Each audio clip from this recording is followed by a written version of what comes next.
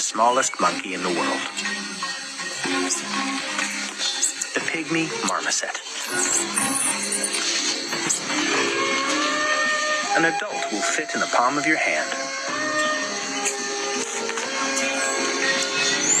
But these little gremlins do have a surprisingly predatory side. Their spring-loaded legs can launch them up to 3 meters. Curved claws grip like mini grappling hooks.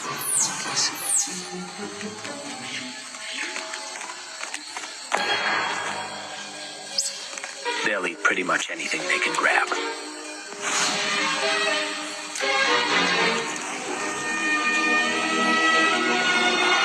But not all is what it seems.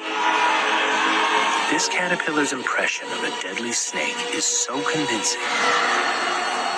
It's scary.